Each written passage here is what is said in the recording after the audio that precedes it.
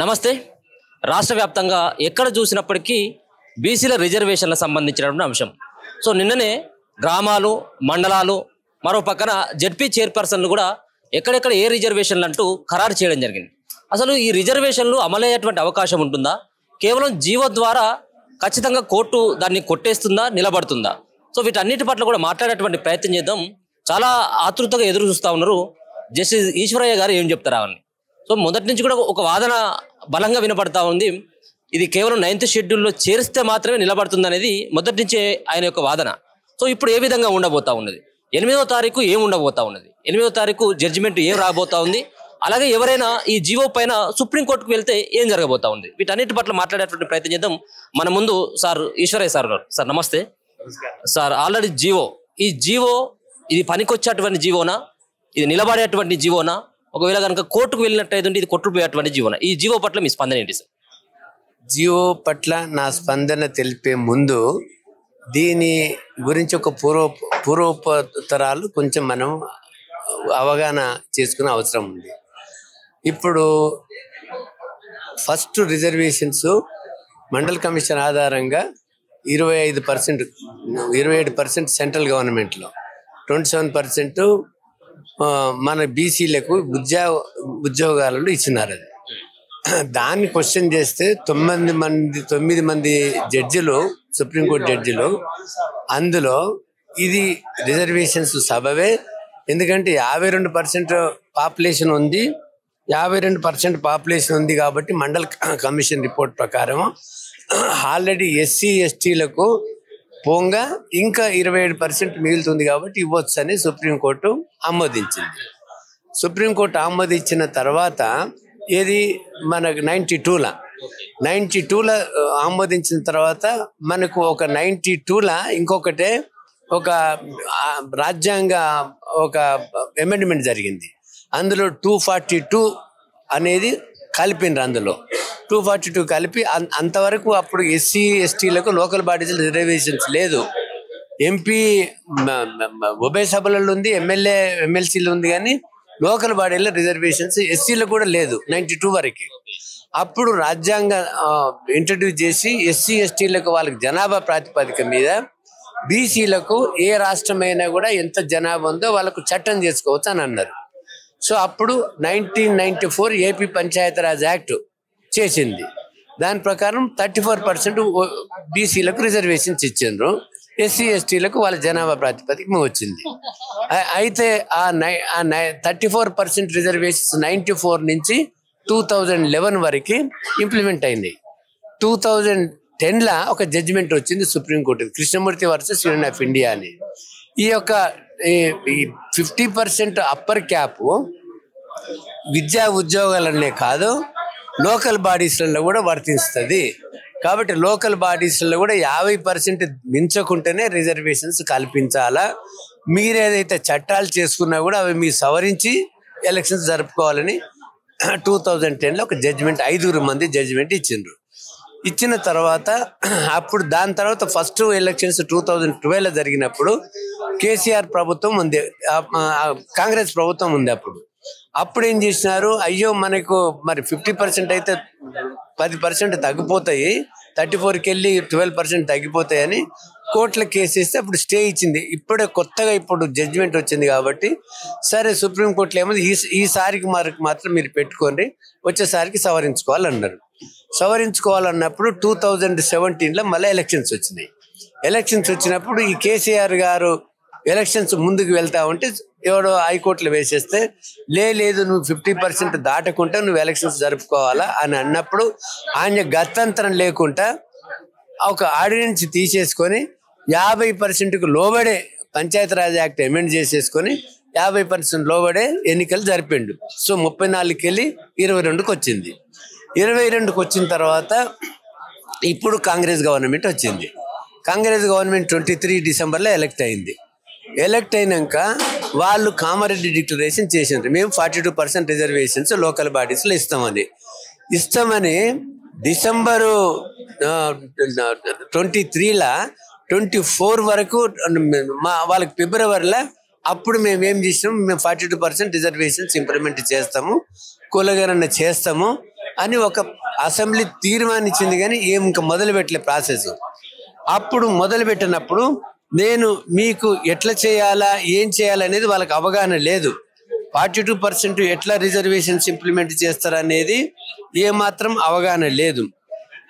వాళ్ళకు legal knowledge కూడా లేదు. వాళ్ళ అడ్వకేట్ జనరల్, మంత్రులు, తర్వాత ఈయన ముఖ్యమంత్రి కూడా ఏ అవగాహన లేదు.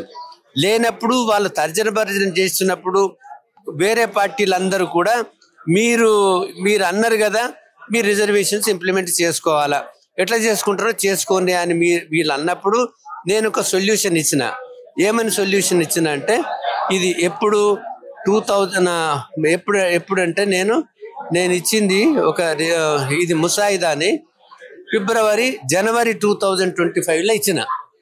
ఒక యాక్ట్ తయారు చేసిన, ఒక పీపీటీ ప్రజెంటేషన్ కూడా చేసి తమిళనాడు యాక్ట్ తెప్పించుకొని నేను అక్కడ ఎట్లయితే రాజ్యాంగబద్ధంగా ఎమెండ్ చేసినారో ఆర్టికల్ 31C ప్రకారం ఒక చట్టాన్ని తయారు చేసి ముందల అన్ని అఖిల పక్షాలని పిలిపించి, అఖిల పక్షాల పొజిషన్ ఆపోజిట్ పార్టీలు కూడా ఓకే అనుకొని ఒక రిజల్యూషన్స్ పాస్ చేసుకొని మనం ఒక చట్టాన్ని తయారు చేసుకుందామని అందరి సమ్మతితో ఒక చట్టాన్ని తయారు చేసుకొని అప్పుడు కేంద్ర ప్రభుత్వం దగ్గరికి పోయి, అప్పుడున్న కాంగ్రెస్ ప్రభుత్వం కేంద్ర ప్రభుత్వం దగ్గరికి పోయి ఒత్తిడి తెచ్చి అది అప్పుడు యూనియన్ క్యాబినెట్ అప్రూవ్ చేసుకొని ఉభయ సభలలో ఆమోదించుకొని రాష్ట్రపతి ఆమోదం పొందినాక దానికి రాజ్యాంగ రక్షణ 31B ప్రకారం రక్షణ వచ్చింది. 9th షెడ్యూల్లో కలిపినారు. 257 ఒక సీరియల్ నెంబర్ 9th షెడ్యూల్లో కలిపితే దానికి రాజ్యాంగ బద్ధం వచ్చింది. కాబట్టి ఈ రకంగా మీరు తెలంగాణ ప్రభుత్వం చేస్తే మీకు రక్షించబడుతుంది అని నేను పవర్ ప్రజెంటేషన్ పెట్టిన. ఈ యాక్ట్ను కూడా తయారు చేయించిన క్లియర్గా, ఒక స్పూన్ ఫుడింగ్ లాగా. వాళ్ళకి అర్థం కాల. నేను అక్కడ ఇన్స్టిట్యూట్ ఆఫ్ ఇంజనీర్స్లా ఒక సెమినార్ పెట్టిన, అందరికి అవగాహన చేసిన. మీకు అందరు కూడా పత్రికలు వచ్చినాయి. అక్కడ బీజేపీ వాళ్ళు వచ్చిండ్రు, కాంగ్రెస్ వాళ్ళు వచ్చిండ్రు, బీఆర్ఎస్ వాళ్ళు వచ్చింది, కానీ ఎవరికి కూడా అప్రిషియేషన్ చేసే శక్తి అర్థం చేసుకునే శక్తి లేదు. 1,00,000 ప్రశ్నలు వేసినాక లాస్ట్కి మళ్ళా 2-3 మీటింగ్స్లు పెట్టిన తర్వాత గవర్నమెంట్కి చేరింది. ఇది జస్టిస్ ఈశ్వరయ్య గారు ఒక ముసాయిదా రాసిండ్రు.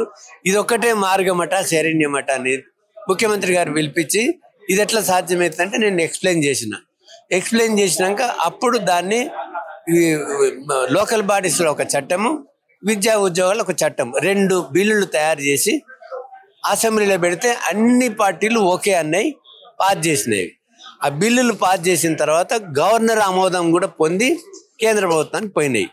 కేంద్ర ప్రభుత్వం పోయిన తర్వాత వీళ్ళు పోయి జంతర్ మంతర్ దగ్గర ధర్నా చేసిన, కానీ ప్రధానమంత్రిని కలవాల. వీళ్ళ నాయకుడు ఈయన రాహుల్ గాంధీ దేశమంతా రాజ్యాంగం తీసేసుకొని భారత్ న్యాయ జోడో యాత్ర తిరుగుతాడు, కానీ మేము వస్తే ఎవరెంతో వాళ్ళకంతా బీసీలకు వాళ్ళకి వాటా ఇస్తాము అని ఆయన గొంతెచ్చి చీల్చుకొని పోతున్నాడు. కానీ బీసీల కడుపు చీల్స్తున్నారు, ఇక్కడ అన్యాయం చేస్తున్నారని ఆయనకి తెలిసి కూడా అసహాయ స్థితిలో ఉన్నాడు ఆయన. ఎందుకంటే ఇక్కడ వీళ్ళు మళ్ళీ ఏమి ఆయనకి నజరానాలు ఇస్తారో, ఆయన వీక్నెస్ ఏందో కానీ వీళ్ళు ఇక్కడ దోసుకొని ఆయన సాటిస్ఫాక్ట్ చేస్తున్నారు. ఆయన చెప్పేది కూడా అబద్ధాలని నేను all India backward class federation తరపుకెళ్ళి నేను బీహార్లో కూడా ప్రచారం చేస్తున్నాం. రాహుల్ గాంధీని నమ్మొద్దు, ఆయన చెప్పేదాన్ని జూటకము, ఆయన రాజ్యం ఏలే 2 రాష్ట్రాల్లో బీసీలకు న్యాయం జరగట్లేదు, ఇక్కడ నామినేటెడ్ పోస్టులు వాళ్ళకే వస్తున్నాయి, మొత్తం పోస్ట్ పొజిషన్స్ రెడ్డి కులానికే ఇస్తున్నారు, అగ్రకులాలకే ఇస్తున్నారు. కాబట్టి రేవంత్ రెడ్డి రెడ్డి రాజ్యము అని మేము చెప్తున్నాము. బీహార్లో కూడా ప్రచారం చేస్తున్నాము. ఇదంతా తెలంగాణ తెలంగాణ మోడల్ అని రాహుల్ గాంధీ చెప్తున్నాడు. తెలంగాణ బూటకమయ్యా అని మేము చెప్తున్నాం. ఎందుకంటే తెలంగాణ మేము ఒక కులగణన చేసినప్పుడు చట్టం చేయాలన్నాం. చట్టం ఆర్టికల్ 342A3 కింద ఒక చట్టం చేసి సోషల్ ఎడ్యుకేషన్ బ్యాక్వర్డ్ క్లాసెస్ లిస్ట్ని ఎంక్వైరీ చేసి లిస్టు తయారు చేసుకుని అందులో పొలిటికల్ బ్యాక్వర్డ్నెస్ ఎంత ఉందో చూసుకొని అది ఒక చట్టం తయారు చేసి 9th షెడ్యూల్లో కలిపితే అది మనకు దానికి రాజ్యాంగ భద్రత వస్తుంది. అట్లా చేయకుండా జీవో ఒట్టిగానే కానీ ఒక జీవో తీసేసి దానికి ఏ చట్టబద్ధత లేకుండా, అందుకని ఎవడు సరిగా పర్టికులర్ చేయలే. బీఆర్ఎస్ వాడే మేము ఇయ్యపోవాయని అన్నాడు, దానికేం చట్టబద్ధత అని అన్నాడు. కాబట్టి ఇప్పుడు 1931 ప్రకారం 52% రిజర్వేషన్స్ మనది, బీసీలది. ఏది ముస్లిం లేకముందు, ముస్లిమ్స్ కలిపినాక 52కి వెళ్ళి ఎక్కువ అయింది ఇది. ఎందుకంటే మన బీసీలు ఎక్కువ పిల్లల్ని కంటున్నారు, ఫార్వర్డ్ క్లాస్ వాళ్ళని తక్కువ పిల్లల్ని కంటున్నారు. కాబట్టి మన బీసీ జనాభా పెరగాలన్నా పెరగొద్దా? మరి వాళ్ళ ఒక ఎస్సీలది ముస్లిమ్స్ దాదాపు 8%. సో మనది ఒక 56 అంటే 65% కావాలి మనకు. కాబట్టి ఓన్లీ ఒక 10% ఓసీలకు ఎక్కించుకున్నాడు, 10% బీసీలకు తగ్గించుకొని ఇది అని మళ్ళీ అక్కడ కూడా మోసం చేసిండు. అది నేను చెప్తున్నా. దాని తర్వాత ఇది ఏం చేసిండు మనకు పంచాయత్, ఇది పార్లమెంట్ దగ్గర చేయకుండా ప్రయత్నం చేయకుండా పంచాయతీ రాజ్ యాక్ట్ని అమెండ్ చేసుకున్నాడు. కేసీఆర్ ఏదైతుందో కృష్ణమూర్తి వర్సెస్ యూనియన్ ఆఫ్ ఇండియాలో 50% దాటకుండా నువ్వు చట్టం చేసుకోవాలన్నాడు ఎలక్షన్ జరపాలంటే, లేకపోతే ఓపెన్ పెట్టాలన్నాడు. నేను చదువుతా 285A. In pursuant to the judgments of the Supreme Court of India, the upper ceiling limit of 50% vertical reservations in favor of SC, ST, OBC should not be breached in the context of local self-government, and accordingly, notwithstanding anything contained so and so, the reservations in favor of caste, scheduled tribes and backward classes, the seats and offices to be reserved to backward classes, so determined, duly keeping in view అంటే 50% దాటకుండా చట్టం చేసిండు కేసీఆర్. ఏది 2018లో చేసిండు. ఇప్పుడు ఏం చేసిండు ఈయన, మళ్ళీ దీన్ని అమెండ్ చేసి ఆ 50% క్యాప్ తీసేస్తే ఎవరికైనా పిచ్చోనికైనా అర్థమవుతుంది. 50% కంటే ముందు ఉన్నది కొట్టేసింది. 50% క్యాప్ తీసేస్తే దీని అర్థమైంది 50%కు మించొచ్చానా? తప్పది, వీళ్ళ అర్థం తప్పది. 50% 8 పరిస్థితుల్లో మించడానికి వీల్లేదు, 9 షెడ్యూల్ కలిపితే తప్ప. కాబట్టి ఒక పిచ్చి యాక్ట్ని వీళ్ళు మొన్న 2 నెలల కింద ఒక యాక్ట్, ఒక ఆర్డినెన్స్ పంపించింది, గవర్నర్కి పంపించింది, అసెంబ్లీలో పెట్టి పంపిస్తే గవర్నర్ అది పెండింగ్ పెట్టుకున్నాడు. నువ్వు ఆల్రెడీ 9th షెడ్యూల్ కలపడానికి ఒక యాక్ట్ చేసినావు, మళ్ళీ ఇది ఒకటి కలుపుతున్నావు ఏందని ఇది పెండింగ్ పెట్టుకుని ఇది కూడా రిఫర్ చేసిండు అక్కడ. అదైనాక యాక్ట్ లేదు, ఏం లేదు. ఇప్పుడు ఆయన ఏది సాటర్డే సండే హాలిడేస్ వస్తాయి, కోర్టులు కండ్లు మూసుకుంటాయి, కోర్టులకు శక్తి లేదు. మేము ఎట్లయినా ఒకరోజు 9th, అది కూడా లక్కీ నెంబర్ 9 ఎంచుకొని ఆయన ఒక జీవో తీసి దానికి ఎంతనే ఎలక్షన్ నోటిఫికేషన్ ఇస్తే ఎలక్షన్ నోటిఫికేషన్ ఎవడు కొట్టేయడని ఆయనకు పెద్ద సలహాదారులు ఆయనకు ఇస్తే ఆయన 9 జీవో ఇచ్చిండేది. ఈ జీవో కూడా ఎంత తప్పుల తడకంటే, ఫస్ట్ ఒక డెడికేటెడ్ కమిషన్ని కులగణన చేసిన తర్వాత పొలిటికల్ బ్యాక్వర్డ్నెస్ ఉందా లేదా తెలుసుకోవాలి. కులగణన కాకముందే ఓ డెడికేటెడ్ కమిషన్ వేసిండు ఆయన, ఊసా వెంకటేశ్వర్ని. తర్వాత కులగణన చేసిండు. కులగణన చేసి మళ్ళీ దీని మీద ఒక సుదర్శన్ రెడ్డి ఒక ఎక్స్పర్ట్ కమిటీని వేసిండు. అదేదో పెద్ద చిక్కుముడి ఆయన ఇచ్చినట్టు, ఆయన వైస్ ప్రెసిడెంట్కి టికెట్ ఇచ్చిండు ఆయనది. తర్వాత అది ఇచ్చినాక పోనీ అది ఇది ఎంత తప్పుల తడక ఈ కులగణన అంటే, ఇది చేసిండు, డెడికేటెడ్ కమిషన్ ఇచ్చిండు. దీని ప్రకారము ఈయన ఏమన్నాడు, 42% ఓబీసీలకు అంటే 67% రిజర్వేషన్స్ అవుతుంది, అంటే 50% దాడుతుంది, 17% పెరుగుతుంది. ఈ GO Indra Sawhney versus union of ఇండియాకి వ్యతిరేకము, కృష్ణమూర్తి వర్సెస్ యూనియన్ ఆఫ్ ఇండియాకి వ్యతిరేకము, వికాసరావు గౌలీకి వర్సెస్ యూనియన్ వ్యతిరేకము. ప్రతి 2 నెలలకు 3 నెలలకు ఒక గిమ్మిక్, ఒక బూటకము ఏదో ఒకటి తీసుకొస్తాడని, కులగణన చేస్తుందని, డెడికేటెడ్ కమిషన్ వేసినని, సుదర్శన్ రెడ్డి కమిషన్ వేసినని. ఇప్పుడు మళ్ళీ జీవో తీసేసి నేను ఎలక్షన్ జరుపుతానంటే ఇది ఎట్టి పరిస్థితుల్లో ఇది 100కి 100 బాల్ ఇది నిలవది, ఇది కొట్టేస్తారు. ఇప్పుడు మా బీసీలందరూ ఎట్లుంటారంటే, ఇప్పుడు ఒక షికారు పెట్టి ఉంటుంది, ఒకటి షికారు యజమాని ఉంటాడు, ఆ షికారు పిట్టకు గింజలేసి వేరే వాళ్ళని షికారు పిట్టలన్నీ పట్టించి వీడు అమ్ముకుంటాడు కోతకు. అట్లనే బీసీలు కొంతమంది షికారు పిట్టలయ్యి వానికి పాలాభిషేకము, పూలాభిషేకము, అన్ని అభిషేకాలు చేస్తున్నారు నా వాళ్ళు. ఇవన్నీ ఇప్పుడు ఇది నిలవకపోతే ఇప్పుడు ఏమి అభిషేకం చేసుకుంటారు వీళ్ళు, ఆయనకి ఏమి అభిషేకం చేస్తారు? అది ఇప్పుడు ఎదురు చూడాలి, 8వ తారీఖు ఎదురు చూడాలి. దీనిలో గవర్నర్ దగ్గర ఆల్రెడీ గవర్నర్ సంతకం కూడా పెట్టలేదు. సో బిల్లు ఆడ పెండింగ్ లో ఉంది ఒక అంశం. సో గవర్నర్ దగ్గర ఆ బిల్లు పెండింగ్ లో ఉన్నప్పుడు సో స్పెషల్ గా జీవో తీసుకొచ్చేటువంటి అవకాశం ఉంటుందా సార్? అసలు ఎందుకు ఆ విధమైనటువంటి ప్రయత్నం చేసి ఇప్పుడు జీవోల 9th లో para 9 చదువుతాను. After careful consideration of the Commission's recommendations and in view of the BC population and their inadequate political representations, it concluded that it is necessary to revise the existing level of reservations in the local bodies for the welfare of the advancement.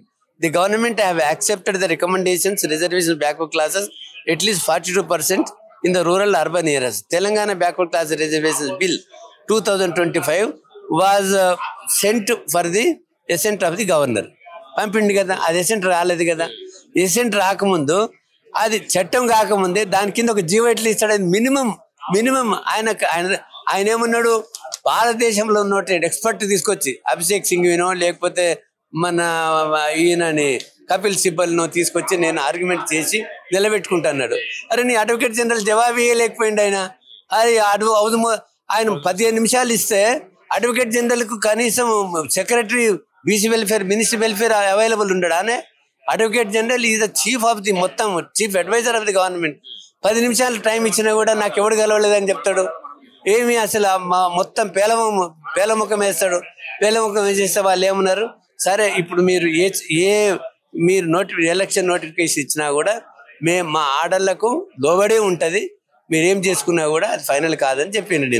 చట్టాలు చేసుకున్నటువంటి ఆస్కారం ఉంటుంది శాసనసభకు అనేది కూడా advocate general ఒక ప్రశ్న కూడా లేవనెత్తడం జరిగింది. అడ్వకేట్ జనరల్ ఏమన్నాడు, మేము గవర్నర్ అసెంట్ ఇవ్వకపోయినా కూడా మేము ఒక చట్టం చేసుకోవచ్చు అని అన్నాడు.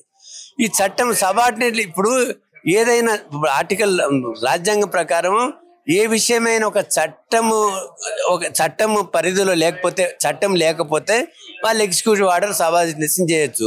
ఇది ఆల్రెడీ చట్టం ఉన్నది. ఆల్రెడీ కేసీఆర్ ఒక అమెండ్ చేసినాడు, దాని ఇంకోయినా ఒకసారి అమెండ్ చేసినాడు, మళ్ళీ అమెండ్ చేసింది గవర్నర్ దగ్గర పెండింగ్ ఉంది. పెండింగ్ ఉన్నాక ఒక జీవో అరే నువ్వు చట్టాలే కొట్టేసిండ్రు, బీహార్ది చట్టమే కొట్టేసిండ్రు. తర్వాత ఎలక్షన్స్ అయినాక కూడా వికాసరావు గౌలికే కొట్టేసిండ్రు. రిజర్వేషన్ సీట్లు తీసి మనం ఓపెన్గా పెట్టాలన్నారు. ఇంత ఇంగిత జ్ఞానం చిన్న పిల్లగానికి చదువుకున్నాను కూడా తెలుస్తుంది. ఒక లాయర్ ఆర్గ్యూ చేస్తాడు, ఈడబ్ల్యూఎస్ కలుపుకొని 67 అంటే ఆయన ఇది కూడా ఇంగిత జ్ఞానం లేదు. అసలు లాయర్ హైకోర్టులో ఆర్గ్యూ చేస్తారు. EWS only horizontal reservations, EWS 67 + 10 77 reservations అయితే అది కూడా మా వకీళ్లకు కొంచెం చదువుకోకుండా చేస్తారు. మా దేవరాజు గారు అడిగితే నాకు రావే చెప్తా, ఈ అనవసరంగా మళ్ళీ మోసం దగా చేయడానికి ఇది చర్యలు జరుగుతుంది. మీరు పోయి కేవేట్ వేసినా ఏం చేసినా నిలవది, మన పరువు పోతుంది అది. కాబట్టి మనం బదలం చేయాలి ఈ గవర్నమెంట్ని, ఈ రేవంత్ రెడ్డిని. ఎన్ని మోసము, ఎంత దగా, ఎంత కుట్ర, ఎంత కుతంత్రాలు ఉందో, బీసీలను ఎట్లా నిండా ముంచుతున్నాడో. రేపు 42% ఇవ్వలేడు ఖచ్చితంగా, ఇది చట్టబద్ధంగా ఇవ్వలేడు. అంటే దీంట్లో ఇన్ని లోపాలు చెప్తా ఉన్నారు మీరు. సో ఈ లోపాలతో జీవో కొట్టుకుపోతుంది అన్నటువంటి అంశం కూడా మీరు చెప్తా ఉన్నారు.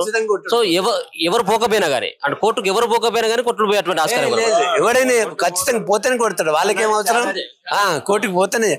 అందులో ఇప్పుడు ఒక మంత్రి అంటాడు, మేము జీవో తీసినాము ఎవరు కోర్టుకు పోవద్దు మాకు అంటే ఎంత పేలవము, అంటే ఎంత వాళ్ళకు అభద్రతాదానం. ఎవడన్నా పోయి బుచ్చమట్టుకుంటే అరే నువ్వు పోదురా, నీ కాంచన నీ బాంచన అంటే కోర్టుకు వాడు ఎవడన్నా వానికి ఫండమెంటల్ రైట్ క్వశ్చన్ చేసేది. ఆల్రెడీ పోయింది, ఇంకెవడైనా పోతాడు. అసలు వీళ్ళు పంపించిండే నాకు అనుమానం, ఇంకా వేరే వాడితో కూడా. అది ఇప్పుడు వాళ్ళు అంటున్నారు హరీష్ రావు బ్యాచో లేకపోతే కాంగ్రెస్ బ్యాచో ఎవరి బ్యాచో వాళ్ళకి అగ్రకులాల వాళ్ళకి తెలుస్తుంది.